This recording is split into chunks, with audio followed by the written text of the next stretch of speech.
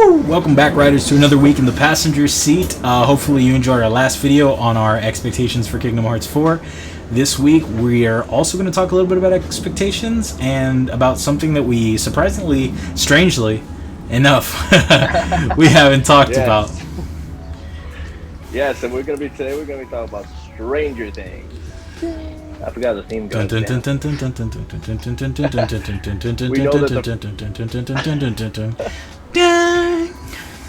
We know that season 4 part 1 is getting released May 27th, and we thought we'd get a chance to talk about it since we already both saw the trailer and we never talked about it on this channel.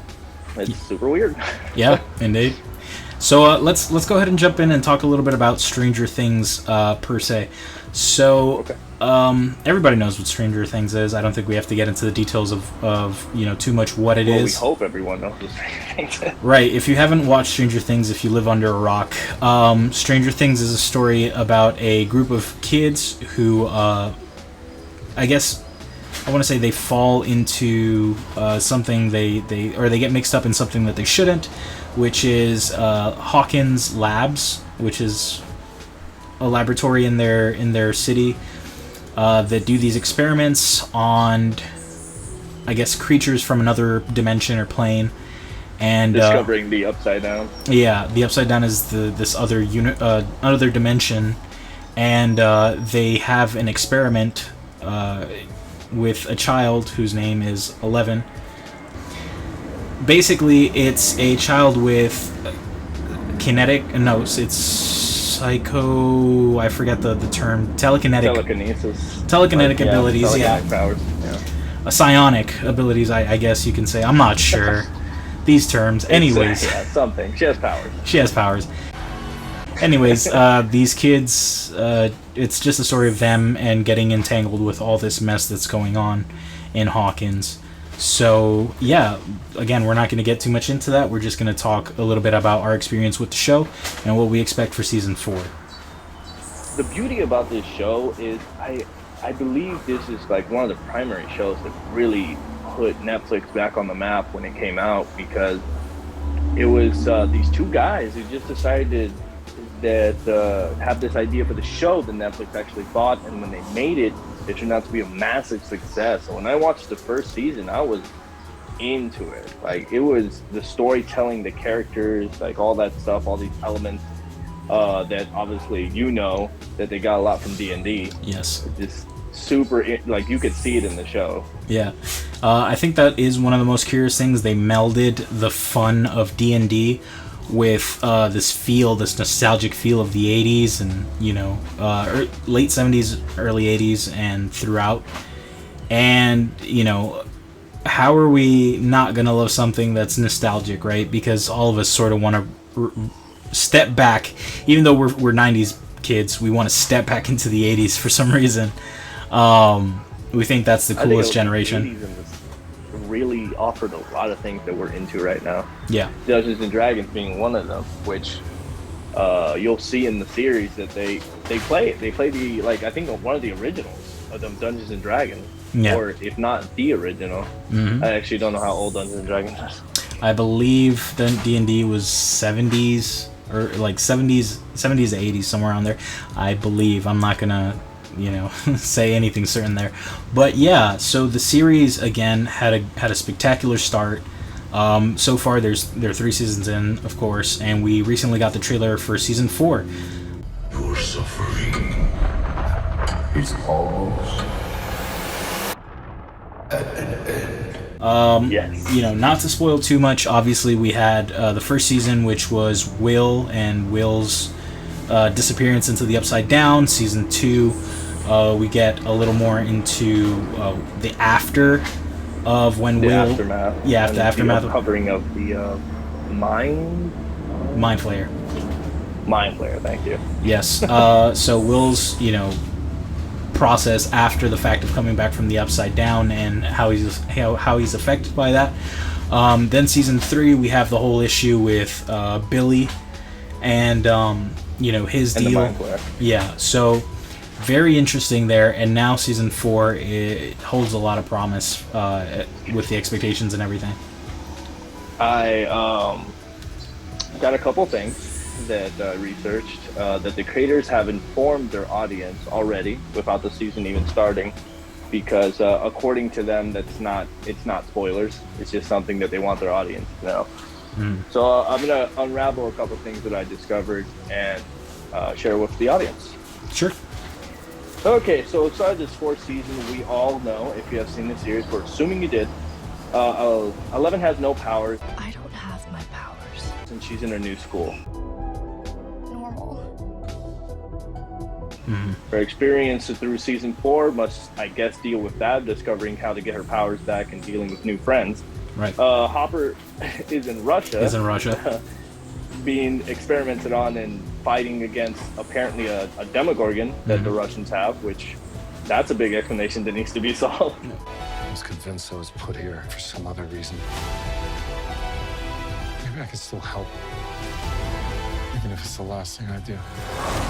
Whatever the U.S. has, Russia has to have as well. It's just a thing. And Lucas is part of the basketball team, which I'm assuming is like a weird tearing apart from his friends, becoming a jock while his friends are still nerds type of thing. For a while, we tried to be happy. Right. I'm just assuming that. I'm not sure if it's true. Expectations. Okay. And the last thing was Max goes supernatural at Billy's grave, which we see in the trailer that for some weird reason she gets raised up from the ground like a freaking possession. Yeah. So that was very interesting. Now that was the things that were discovered in the trailer more than expectations. One of the things that they talked about, the creators, was the appearance of the haunted house. It used to be owned by a man who got possessed by a monster and killed his entire family. That is the description of the haunted house. Sounds absolutely terrible. A war is coming. I'm afraid your friends at Hawkins are very much in the eye of the storm.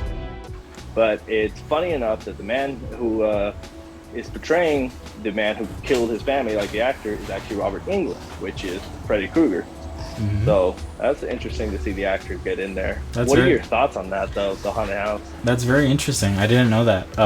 So, yeah, that's great. I mean, I think it'll add something to the show itself. You know, it being a haunted house or whatever, it adds to that creepy sort of feel that Stranger Things tries to go for. I know. I think they're getting like more into the horror side of things. Then I think this season is going to represent more of the horror type of things than the last seasons that we've seen. I appreciate that. One of the biggest things to talk about, and obviously our expectations of the character, is the main antagonist, which we see at the end of the trailer, which is some weird looking guy from like Resident Evil. I saw a guy who looks like one of the dudes from Resident Evil. It's time you have lost. I actually made a video on my other channel where I reacted to the trailer, and I theorized that maybe it's Billy. So, sorry to burst everyone's bubble who's watching this video, but the creators have confirmed that it's not Billy. Man. And that it is an entire new antagonist that introduced and also comes from D&D. Okay. His name is Vikna. Now, Vikna in D&D is a sorcerer who turned himself into an undead abomination known as a Lynch, to then only eventually ascend to godhood. He was first introduced in D&D in 1976 in Dungeons & Dragons Supplement number 3. Now, he is a deity, and he wants more power and to be the only deity. They're grabbing this character's origin, name, and characteristics, putting him in the show, so it can only mean that he is in the show, and his purpose is to want more power and to be the only god in the world. Okay, but you saying that now opens a whole world of possibilities. I like D&D, okay? Of course. I love D&D, played it, and however, I do not have the knowledge of like all the stories of D&D, right? I know there's people who are diehards, right? I know people that are diehard super fans and they know every story. Like I'm not like that. I just enjoy playing D&D and coming up with our own, my own stories or whatever. So listening to this, it's very intriguing because that, as you said, that means there's more deities, right? There's more hands at work here. And I feel like this is really cool because this leads me to believe that the creators of the show, at some point when they were younger, they were playing a campaign in D&D, and they said, you know what would be great? What if we took this campaign that we had going when we were kids, and how about we turn it into a TV show? I feel like that's exactly what they did. So, and that's all the knowledge that these guys have disclosed. The reason they said it's not a big enough spoiler is because by the second episode, it's called The Rise of Vecna. So I imagine they're going to do it right off the bat. Interesting, yeah. So it gives we go right away into like the meat and potatoes of the show, and it should carry through the rest of the episode. Usually they do 10 episodes per season, I believe. Yep. 8 to 10. So yeah, it'll be very good, right? To get that much content out of that. So yeah, I'm super excited. I don't know if you have anything else to say. My expectations to the 4th season is, now that you said that, I think it's going to be really awesome and it's going to be a really good watch.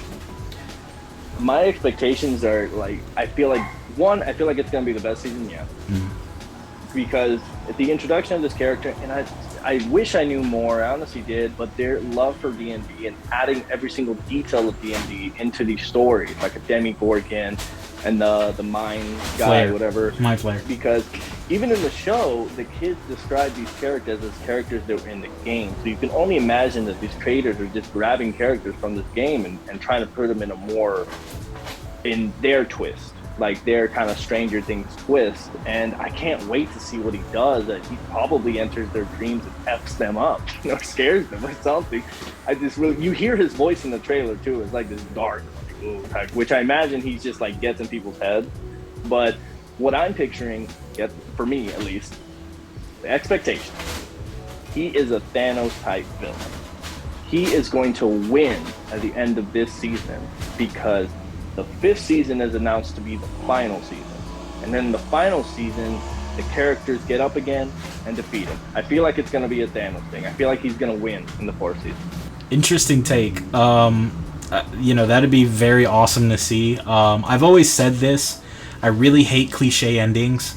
I hate the fact that, now, in recent times, it's always the hero who ends up winning.